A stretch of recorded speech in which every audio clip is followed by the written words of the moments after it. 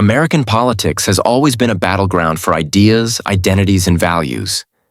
But sometimes, those tensions erupt into moments that stop the nation in its tracks. That's exactly what happened when Karoline Leavitt, a rising conservative voice, reportedly hurled a racially insensitive remark at Texas Congresswoman Jasmine Crockett during a nationally broadcasted political discussion. The comment, "Go back to Africa," wasn't just a personal attack. It was a trigger that opened deep wounds in the American psyche. But it was Jasmine Crockett's response that truly made headlines. Calm, measured, and intellectually fierce, Crockett turned an ugly insult into a moment of clarity, resistance, and empowerment. Karoline Leavitt is no stranger to controversy. A young Republican who previously served in the Trump administration, she has made her name through sharp, provocative soundbites and fierce loyalty to the MAGA movement. Her communication style is often blunt, sometimes inflammatory, and unapologetically aggressive. All qualities that her base finds appealing. But with this latest incident, Leavitt may have gone too far. The phrase, "go back to Africa," is not just a casual insult. It's a historically loaded phrase that has been used for centuries to delegitimize Black Americans, suggesting they do not belong in a country their ancestors built through forced labor and unimaginable suffering. Jasmine Crockett, on the other hand, represents a new generation of political leadership. Bold, unapologetically Black, and rooted in justice. A former civil rights attorney and first-term Congresswoman from Texas, Crockett has already established herself as a rising star within the Democratic Party. Known for her legal acumen and fearless truth-telling, she brings both heart and intellect to every debate. When faced with Leavitt's remark, Crockett didn't react with anger or insults. Instead, she responded with power, grace, and precision, reminding the country not only of her identity, but of the deeper historical context behind such racial attacks. In her response, Crockett made it clear, she is American, born, raised, and deeply invested in the future of this country. Her ancestors, she said, didn't choose to come here. They were kidnapped and enslaved. And yet, despite generations of oppression, Black Americans have contributed more than their fair share to the fabric of this nation. From building the economy to fighting in every war, to leading in science, education, arts, and of course, politics, their legacy is undeniable.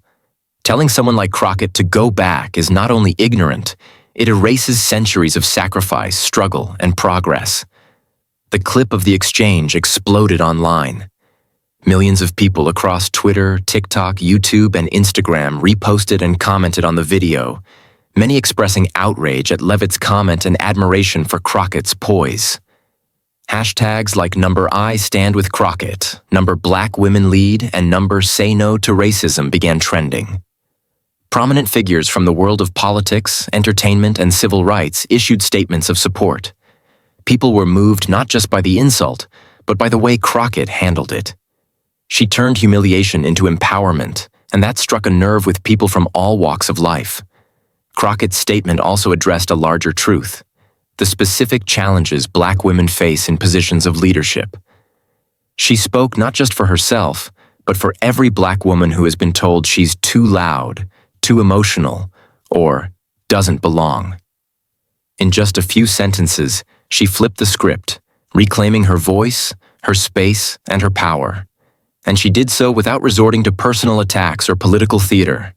She did what so many hope their leaders will do, speak the truth with courage and dignity. Meanwhile, Karoline Leavitt's camp attempted damage control. Some conservative commentators claimed the remark was misunderstood or taken out of context, but the damage had already been done. In today's media landscape, perception is everything, and Leavitt's perceived racism is now tied to her public image. Several advocacy groups, including the NAACP and the ACLU, called for a formal apology, and discussions about whether politicians who engage in racially inflammatory language should face consequences began gaining momentum. The impact of the moment didn't end there. In interviews following the incident, Crockett doubled down on her message. She said the moment wasn't about her feelings being hurt. It was about a system that continues to allow and normalize racism in the highest levels of power. She called for education, accountability, and above all, vigilance. "We can't let this stuff slide anymore," she said. "Not in 2025. Not ever." As the story continues to unfold, one thing is certain. This incident is more than just a viral clip. It's a snapshot of America's ongoing struggle with race, identity, and representation. But it's also a powerful reminder of the strength and resilience of Black women in politics.